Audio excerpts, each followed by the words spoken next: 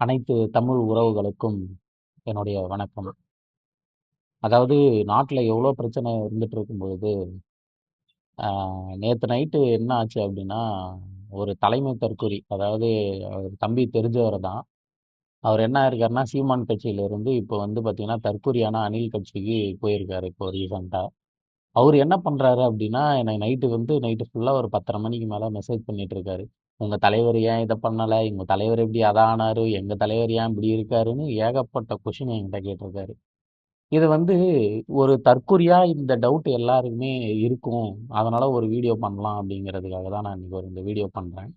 தம்பி என்ன கொஸ்டின் கேட்டாரு, அதுக்கு நான் என்ன பதில் சொன்னேங்கிறத பிராக்டிகலா நம்ம பார்க்கலாம். தம்பி பேர் வந்து பார்த்தீங்கன்னா, வல்லரசு. பிளாக் பாய்ன்னு சொல்லிட்டு இன்ஸ்டாகிராம்ல ஒரு ஐடி. நாங்க இன்ஸ்டாகிராம்ல தான் நைட்டு பேசிட்டு இருக்கோம். ஸோ அவர் என்னெல்லாம் கொஸ்டின் ஆரம்பிச்சிருக்காரு அப்படின்னு பார்த்தீங்கன்னா, ஃபர்ஸ்ட்டு எங்க ஆரம்பிச்சது அப்படின்னா, அவர் வழக்கம் போல எப்பயுமே சீமான தரைக்குறைவா பேசுற ரீல்ஸ் எனக்கு அனுப்புவாரு. அதாவது சீமான் தான் வந்து இந்த உலகத்திலேயே வந்து மிகப்பெரிய தவறு செஞ்சதாகவும், மத்த இவரு தலைவர் இருக்காருல்ல விஜய், இவர் வந்து பெரிய உத்தமராகவும் எனக்கு வந்து இவர் என்கிட்ட பேசிட்டு இருக்காரு தம்பி. ஓகேங்களா? இப்ப தம்பி வந்து எனக்கு லாஸ்ட்டா என்ன ரீல்ஸ் அனுப்பிச்சாருன்னா, முத்துக்குமாரோட இறப்பு பத்தி எனக்கு ஒரு வீடியோ அனுப்பிச்சிருந்தாரு. ஸோ சுப முத்துக்குமார். அவர வந்து பார்த்தீங்கன்னா, சீமான் வந்து அதுக்கு எதுவுமே பண்ணல. எந்த கண்டனமும் தெரிவிக்கலன்னு சொல்லிட்டு ஒரு 10 ரீல்ஸ் கிட்ட அனுப்பிச்சிருந்தாரு. அதுலேருந்து தான் எங்களோட ப்ராப்ளம் வந்து ஸ்டார்ட் ஆச்சு. அப்போ நான் வந்து என்ன கேட்டேன்னா, ஓகே. நீ உனக்கு வந்து இப்ப எல்லா நாளுமே தம்பி இன்னைக்கு மட்டும் கிடையாது. எல்லா நாளுமே எனக்கு வந்து ரீல்ஸ் அனுப்பிச்சுக்கிட்டே இருப்பாரு. சீமான பத்தி தப்பு தப்பாவும், விஜய வந்து பெரிய இதுவாவும் நெனச்சுக்கிட்டு பேசிட்டு இருப்பாரு. ஸோ அவர் என்னன்னா என்ட்ட கொஸ்டின் கேட்குறாரு அப்படின்னுட்டு நான் அதுக்கப்புறம் சொன்னேன். ஓப்பனாவே சொன்னேன். உன்னால முடிஞ்ச கேள்விய என்ட்ட கேளு. நான் ஆன்சர் பண்றேன். அதே மாரி நான் என்ன கேட்க நான் விஜய பத்தியும், தாவேக்காவ பத்தியும் நான் கொஸ்டின் கேட்பேன். அதுக்கப்புறம் நீ எனக்கு ஆன்சர் பண்ணு. ஃபர்ஸ்ட் நீயே ஸ்டார்ட் பண்ணு அப்படின்னு சொல்லிட்டு சொன்னேன். ஓகேவா? அதுல முதல் கேள்வி வந்து தம்பி என்ன கேட்டாரு அப்படின்னா, அதாவது அ இத்தன வருஷமா நீங்க வந்து ஆட்சியில இருக்கீங்க. 16 வருஷமா இருக்கீங்க. ஆனா வந்து ஏன் இன்னும் வந்து உங்க தலைவர் வந்து ஒரு தொகுதி கூட ஜெயிக்கல? அப்படின்னு கேட்டேன். யாரு? போன தடவ சட்டமன்ற தேர்தல்ல சீமானுக்கு ஓட்டு போட்ட தம்பி என்கிட்ட கேட்கிறாரு. ஓகேங்களா? அவரு என்கிட்ட என்ன அது பதில் என்னன்னா, அதாவது சீமான் ஏன் ஜெயிக்கலங்கிறத வந்து பார்க்கணும்னா, அதுக்கு வந்து அ ஏடிஎம்கே, டிஎம்கே வந்து இப்ப எங்க ஊர்ல வந்து தம்பி எங்க ஊர் தான். இப்ப எங்க ஊர்ல வந்து பார்த்தீங்கன்னா, இப்பவும் வந்து இப்ப 2026 சட்டமன்ற தேர்தலுக்கு தாவேகா கட்சியிலிருந்தும், டிஎம்கே கட்சியிலிருந்தும், ஏடிஎம்கே கட்சியிலிருந்தும் பணங்கள் வந்து பணப்பட்டுவாடா வந்து ஆல்ரெடி ஸ்டார்ட் பண்ணிட்டாங்க. டோக்கன்லாம் குடுக்க ஸ்டார்ட் பண்ணிட்டாங்க. ஸோ, இப்ப வந்து எங்க ஊர பொறுத்தவரைக்கும் எல்லாருமே வந்து பார்த்தீங்கன்னா, எல்லாம் முக்காவாசி பேர் வந்து படிக்காதவங்களா தான் இருக்காங்க. ஸோ படிக்காதவங்களா இருக்காங்கன்றத நான் ஏன் இதில மென்ஷன் பண்றேன்னா, அவங்களால சுயமா யோசிக்க கூட முடியாது. ஏன்னா எல்லாம் வயசுல பெரியவங்க. அவங்க வந்து அந்த காலத்திலேயே சொல்லுவாங்கல்ல, இந்த எம்ஜிஆர் காலத்திலேருந்து நான் ரெட்டல. நான் வந்து என்னைக்குமே வந்து சூரியன் கட்சி தான் அப்படின்னு சொல்லிட்டு. அதே மாரி எங்க ஊர்ல நெறைய பேர் ஊழல் பண்ணிட்டு திரியிறானுவோ. இந்த திமுகவுல இருந்து கொஞ்சம் பேரும் பொறுக்கி திங்கிறதுக்காக. அதே மாரி அந்த அதிமுகவுல இருந்து பொறுக்கி திங்கிறதுக்காகவும் கொஞ்சம் பேரும் இருக்கிறானுங்க. இப்ப புதுசா வந்து இளமை தற்குறிகள் வந்து இன்னைக்கு வந்திருக்கானுங்க. அதாவது இப்போ சீமான் வந்து 16 வருஷமா ஜெயிக்கலங்கிறது முக்கியமே கிடையாது. ஆனா சீமான் 16 வருஷமா என்ன பண்ணாருங்கிறது தான் முக்கியம். அத வந்து பார்த்தீங்கன்னா, அந்த தம்பிக்கு வந்து புரிய வைக்கவும் முடியல. அந்த தம்பி அந்த புரிஞ்சுக்கிறதுக்கும் முடியல. இந்த உலகத்திலே இந்த ஒரு டயலாக் ஒண்ணு சொல்லுவாங்க. அ என்ன சொல்றதுன்னா, என்ன சொன்னாலும் வந்து இந்த தம்பிங்களுக்கு வந்து புரிய மாட்டேங்குது. அதாவது திருத்தவே முடியாது போல. நம்ம சொல்றதையே கேட்ச் பண்ண மாட்டானுங்க. அதாவது நம்ம ஒரு அறிவியல் பூர்வமாவோ, ஒரு பிராக்டிகலாவோ நம்ம ஒரு சில விஷயங்கள் பேசுனா, தம்பி வந்து புரிஞ்சுக்க மாட்றாரு. அவர பொறுத்தவரைக்கும் வந்து டான்ஸ் ஆடணும், பாட்டு பாடணும் வந்து அந்த மாரி இருக்கிறவர தான் தம்பி விரும்புவார் போல. டேய் முதல்ல நானே அணில் தான். அணிலா இருக்கிற எனக்கே வந்து பார்த்தீங்கன்னா, நானே வந்து அதுலருந்து நான் வெளிய வந்துட்டேன். ஏன்னா எனக்கு தெரியும். தலைவன் யாரு? அ தற்குறி யாருங்கிறது எனக்கு நல்லாவே தெரியும். ஏன்னா நான் மட்டும் கிடையாது. எங்க ஊர்ல இருந்து நான் 2014லேருந்து நான் வந்து கட்சியில பயணிச்சுட்டு இருக்கேன். இந்த 2014ல இருந்து பார்த்தீங்கன்னா, நான் ஃபர்ஸ்ட்டு சட்டமன்ற தேர்தல்ல வந்து நான் வந்து ஓட்டு போட போகும்போது, என்னுடைய நண்பர்கள் கிட்ட வந்து அப்போ நாம் தமிழர் கட்சினா எங்க ஊர்ல யாருக்குமே தெரியாது. அப்போ வந்து நான் சொன்னேன். இந்த மாரி வந்து அண்ணன் சீமானுக்காக நீங்க வாக்களிங்க. இந்த மாரி அண்ணன் வந்து இதெல்லாம் பண்ணியிருக்காரு அப்படின்னு சொல்றப்போ, என் கூடவே இருந்த என் நண்பர்கள், யாருமே வந்து பார்த்தீங்கன்னா ஓட்டே போடல. அன்னைக்கு அன்னைக்கு இதில் வந்து பார்த்தீங்கன்னா அந்த ஊரில் ஒரு 2 ஓட்டு தான் விழுந்திருக்கு நாம் தமிழர் கட்சிக்கு. அது வந்து நானும் இன்னொருத்தவர் யாரும் தெரியாமல் போட்டுட்டாரா என்னன்னு எனக்கு தெரியல. இப்படி இருந்த ஒரு கூட்டத்தை அடுத்த தேர்தலில் நாங்கள் வந்து பார்த்தீங்கன்னா ஒரு 800லேருந்து 900 வாக்குகளை நாங்கள் அங்கேருந்து நான் மாற்றிருக்கேன். நான் மாற்றிருக்கேன். அதுலேருந்து நிறைய பேர் இன்ஸ்பயர் ஆகியிருக்காங்க, நிறைய பேர் பண்ணியிருக்காங்க. இன்னைக்கு விஜய் வந்ததுக்கு அப்புறம் வந்து பார்த்தீங்கன்னா இன்னைக்கு அந்த சினிமா மோகம்னு சொல்லுவாங்கல்ல, அதனால விட்டு கொடுக்க மாட்றாங்க. வேற விஜயை விட்டு கொடுக்க மாட்றாங்க, முட்டு கொடுக்குறாங்க. ஸோ இதுதான் 16 வருஷமா வந்து அண்ணன் சீமான் அவர்கள் ஓட்டுக்கு ₹1 கூட இன்னைக்கு நான் வந்து எலெக்ஷன்ல நிக்கிறேன்னா நான் ₹500 கொடுத்தா எனக்கு தான் ஓட்டு போடுவாங்க. நான் தான் சிஎம்னு சொன்னா எங்க ஊர்ல எனக்கு தான் ஓட்டு போடுவாங்க. அதனால இந்த ஓட்டு கலாச்சாரம் இல்லாம அந்த பணம் ஓட்டு கலாச்சாரத்துல பணம் கொடுக்காம ஒரு நியாயமான முறையில யாரோடையும் கூட்டணி இல்லாம தமிழ் தேசியம்ன்ற ஒரே கொள்கையோட அண்ணன் சீமான் அவர்கள் 2008 2009 இருந்து பயணிச்சிட்டு இருக்காரு அப்படிங்கிறது எல்லாருக்குமே தெரியும். உங்க தலைவர் விஜய் இந்த எலெக்ஷன்ல ஒரு தொகுதியில கூட தோக்காம இருந்துருவாரா? அப்படியே அவர் வந்து எல்லாத்துலயும் ஜெயிச்சாலும் இது எப்படி நடக்க போகுதுங்கிறத என்னால யோசிச்சு கூட பார்க்க முடியல. அடுத்து வந்து தம்பி வந்து கேட்கிறாரு. அடுத்து வந்து தம்பி கேட்ட கொஸ்டின் வந்து பார்த்தீங்கன்னா, சாட்டை துரைமுருகன் அவர்கள வந்து ஏன் நீங்க வந்து எந்த தொகுதியிலுமே நிறுத்தல? பயந்துட்டீங்களா? அப்படின்னு கேட்டாரு. கேள்வியே என் கேள்வி என்னன்னா, உங்க தலைவர் பக்கா மாசு விஜய் இருக்கான்ல, அவன் வந்து பெரிய ஆக்டர்ன்னு உச்சத்துல இருந்து வந்திருக்கேன்னு சொல்றான்ல, அவன் ஏன் வந்து இப்ப 2 தொகுதியில் நின்னு இருக்கான்? பெரம்பூர்லயும், திருச்சியிலயும் நின்னு இருக்கான். எதுக்காக நின்னு இருக்கான்? உனக்கு தைரியம் இருக்கா? உன்னால வந்து உன்னால வேட்புமனு தாக்கல்லே உன்னை 2 3 டைம் ரிஜெக்ட் பண்ணி வெளியே அனுப்பிச்சிருக்கானுங்க. ஏன்டா மொத்தமே உன்னுடைய விஜயோட சொத்து மதிப்பு வந்து 530 சம்திங் ஏதோ கொடுத்துருக்காரு. நீங்க தானே படத்துக்கு ஒரு 250 கோடின்னு சொன்னீங்க. ஒரு படத்துக்கு 250 கோடினா கூட அவர் லாஸ்டா நடிச்ச 2 3 படத்துக்கு மணரம் 1000 கோடி ரூபாய்க்கு மேல சொத்து வந்திருக்கணுமே. எங்க அதெல்லாம்? உனக்கு பெத்த அப்பா அம்மாவுக்கு கொடுத்த கடனை எல்லாம் வந்து நீ அதுல காமிச்சிருக்க. நான் இதுக்கு மேல நான் எதுவும் சொல்றதுன்னு தெரியல. அண்ணன் சாட்டை துரைமுருகன் அவர்களை வந்து நிறுத்தினது எதுக்கு அப்படின்னா, அவரை வந்து எந்த தொகுதியிலுமே நிறுத்தாம இருந்ததுக்கு அவரே வந்து சொல்லிட்டாரு, அண்ணா நான் வந்து பிரச்சாரம் பண்றேன், எல்லா தொகுதியும் நான் போய் பேசுறேன், எனக்கு இப்போ எதுவும் தேவையில்லைன்னு அவரு வந்து அவங்களுக்குள்ள மியூச்சுவல் அண்டர்ஸ்டாண்டிங்ல எல்லாமே பண்ணிட்டாங்க.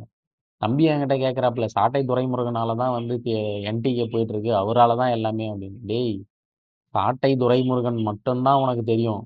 அண்ணன் சாட்டை துரைமுருகன் மட்டும்தான் உனக்கு தெரியும். ஓகேவா? எத்தனை பேர் இருக்காங்க தெரியுமா? சாட்டை துரைமுருகன் அண்ணன் மாதிரி. ஆ அண்ணன் கார்த்தி, இடும்பாவனம் கார்த்திலாம் உனக்கு தெரியுமா? துருவன் அண்ணன்லாம் உங்களுக்கு தெரியுமா? தென்னகம் விஷ்ணு தெரியுமா? இந்த மாதிரி என்னால் பல பேரை அடிக்கிட்டே போக முடியும். ஃபஸ்ட்டு மழலையர் பாசறையிலே எவ்வளோ பேர் இருக்காங்க தெரியுமா உங்களுக்கு? உங்களுக்கு மழலையர் பாசறைனா என்னன்னு தெரியுமா? தாவேக்கா கட்சியில் இருக்கிற எவனா ஒருத்தனுக்கு?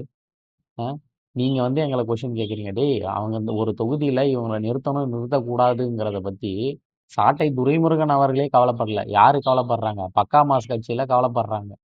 ம் இருக்கட்டும்.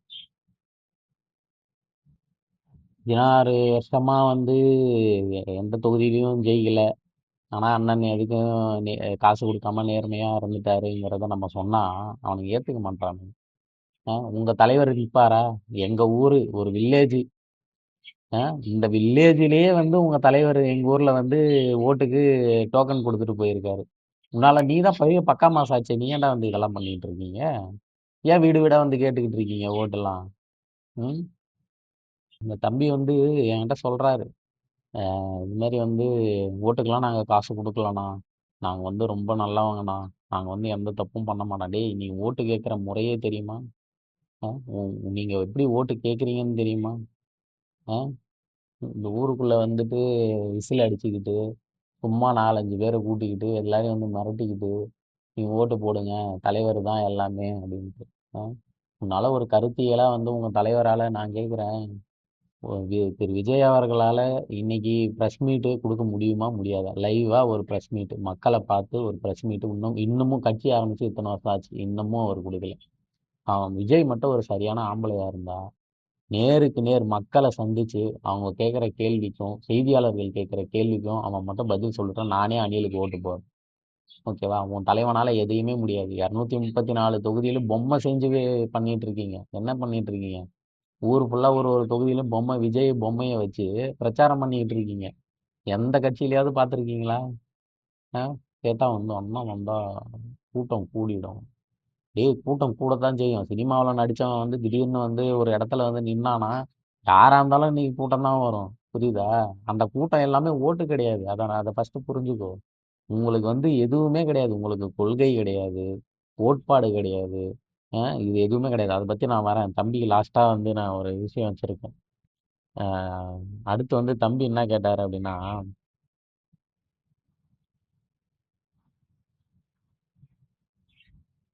காளியம்மாள் அக்கா வந்து பத்தி கேட்டாரு. ஏன் வந்து காளியம்மாள் அக்கா வந்து உங்க கட்சிய விட்டு போயிட்டாங்க? நல்லா தானே பண்ணிட்டு இருந்தாங்க. ஏன் அவங்கள ஏய் ஒரு கட்சியில வந்து ஒருத்தர் இணையறதுக்கும், ஒரு கட்சியில இருந்து ஒருத்தர் போறதுக்கும், நீங்க இருங்க, போங்கன்னு சொல்றதுக்கு நம்ம வந்து இது கிடையாது. ஓகேவா? அண்ணன் சீமான் அவர்கள் 2009லயும் 2008லயும் கட்சி ஆரம்பிக்கும் பொழுது, அண்ணனுக்கு வந்து கூட இருந்தவங்க எத்தனை பேர்ன்னு கேட்டா, கைவிட்டு எண்ற அளவுக்கு தான் இருந்திருக்காங்க. ஓகேவா? இன்னைக்கு அவர் கூட இருக்கிறது கிட்டத்தட்ட 36லருந்து 38 லட்சம் பேர் இருக்கும். அதாவது கடைசி எலெக்ஷன்ல நான் வச்சு சொல்லிட்டு இருக்கேன். இந்த வருஷம் அதை விட அதிகமா தான் இருக்கும்.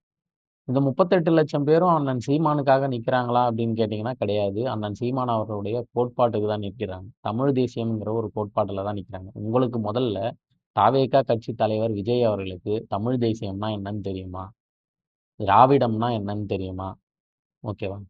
இருமொழி கொள்கைனா என்னன்னு தெரியுமா? மும்மொழி கொள்கைனா என்னன்னு தெரியுமா? தமிழ் மொழிய பத்தி அவர் தமிழ் மொழிக்காக என்னலாம் பண்ணியிருக்காருன்றதும் ஒண்ணுமே கிடையாது. சரி தமிழ் மக்களுக்கு என்ன பண்ணியிருக்காரு அப்படின்னு கேட்டீங்கன்னா, ஒண்ணுமே கிடையாது. ஓகேவா? இத ஃபர்ஸ்ட்டு நல்லா புரிஞ்சுக்கங்க. அதாவது தலைவன்றவன் மக்களுக்கு இன்னைக்கும் ஏதாவது ஒரு பிரச்சனை அப்படின்னா, எந்த பிரச்சனையா இருந்தாலும் ஆளா நிக்கிறது அண்ணன் சீமான் தான். உங்க தலைவர் எங்க இருப்பாருன்னா, பனையூர்ல திரிஷா கூட எங்கனா ட்ரிப்ல இருப்பாரு. இல்லன்னா பனையூர்லயே முட்டை போட்டுக்கிட்டு இருப்பாரு வீட்ல. புரியுதா? ஃபர்ஸ்ட்டு தலைவனா யாருன்னு தெரிஞ்சுக்கோங்க. அதுக்கப்புறம் வந்து நீங்க பேசணும். ஓகேவா? அந்த கலியமல அக்கா போனது வந்து பார்த்தீங்கன்னா, அது வந்து அவங்களுடைய பர்சனல் ப்ராப்ளமா இருந்திருக்கலாம். எப்படி வேணா இருந்திருக்கலாம். ஓகேவா?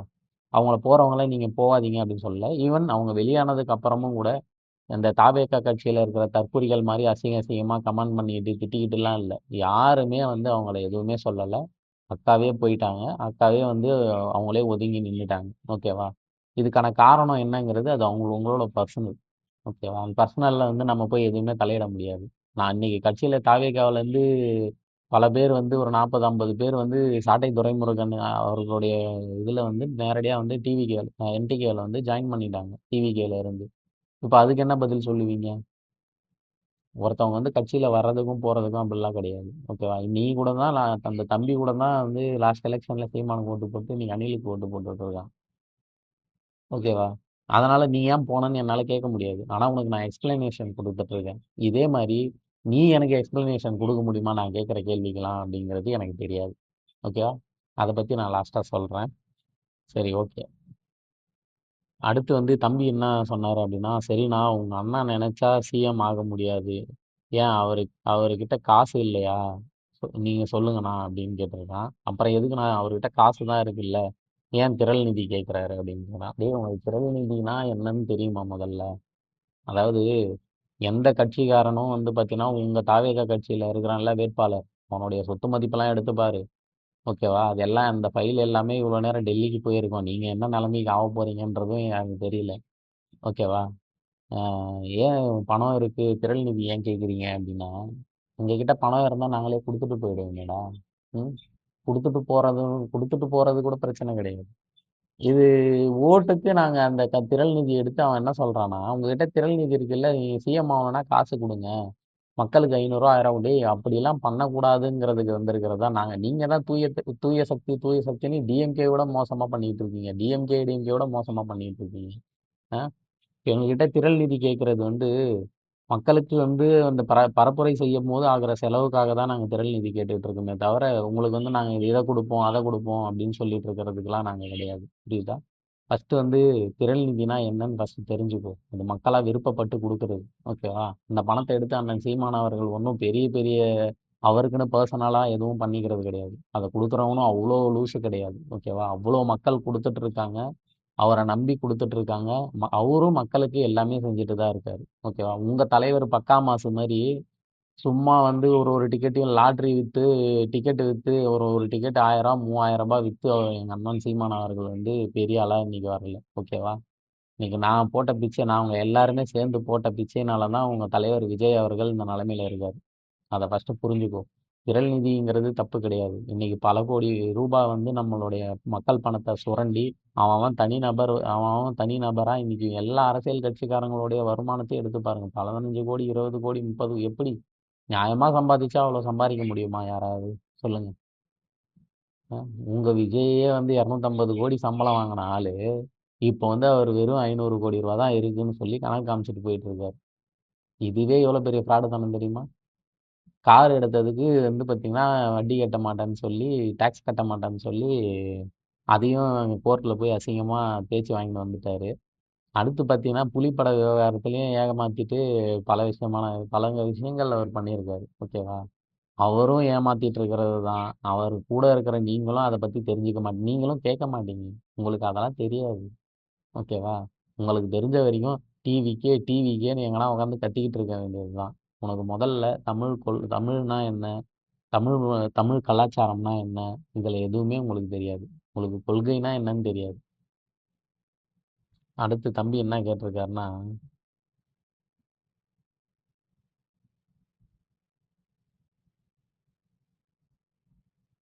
வேலுப்பிள்ளை பிரபாகரன் அவர்களை வந்து உங்க அண்ணன் தான் கெடுக்கிறாரு அவரோட நேம் அப்படின்னு சொல்லி தம்பி கேட்டிருக்காரு.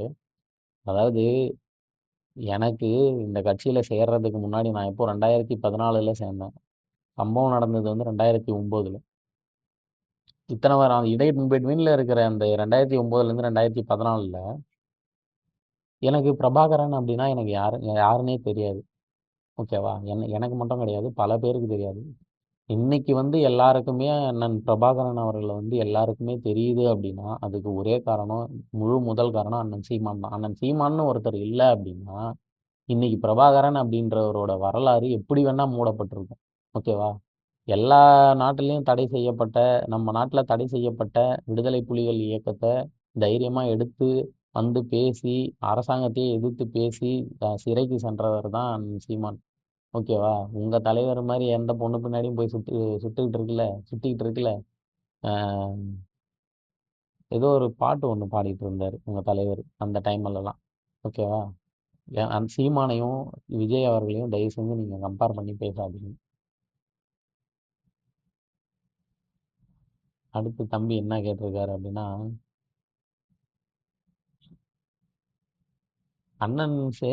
உங்க அண்ணன் சீமான் அவர்கள் வந்து அந்த போர் நடக்கும்போது எங்கே போயிருந்தாரு அப்படின்னு கேட்டான். தம்பிக்கு நான் ஒரு ரீல்ஸ் அனுப்பிச்சு விட்டேன். தம்பி, அவர் வந்து அண்ணன் எங்கள் தலைவன் பிரபாகரன் அவர்களை மீட் பண்ணிட்டு வந்து எவ்வளோ அந்த மக்களுக்கு வந்து நம்மளுடைய மக்களுக்கு அதை தெரியப்படுத்தணும் அரசாங்கத்தையே எதிர்த்து ஜெயிலுக்கு போயிட்டாரு. சரியா? நீங்க ஒன்றும் சும்மா உட்காந்துக்கிட்டு கை கை கால் ஆட்டிட்டு இருக்கல. அதை ஃபர்ஸ்ட் நல்லா புரிஞ்சுக்கோ.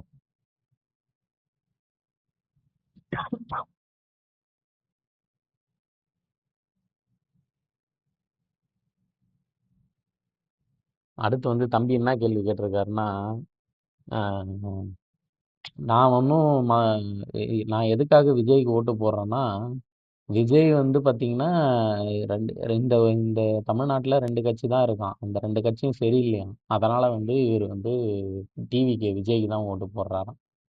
டேய், நான் உன்னை என்ன கேட்குறேன், நீ மாற்று சக்தின்னு வந்தவன். ஓகேவா? இன்னைக்கு நீ டிஎம்கே இடஒதுக்கீடு நீ எங்க பண்ண? வேட்பாளர்கள் இடஒதுக்கீடு முதல்ல நீ வேட்பாளர்களை எப்படி நீ தயார் செஞ்சேன்றது எவனா ஒரு அணிலாவது விஜய் எதிர்த்து கேள்வி கேட்டீங்களா? இன்னைக்கு விஜய் எதிர்த்து ஒரு கூட்டமே போராட்டம் நடத்திட்டு இருக்கு. அதை பத்தியாவது அணில்களுக்கு என்னன்னு தெரியுமா?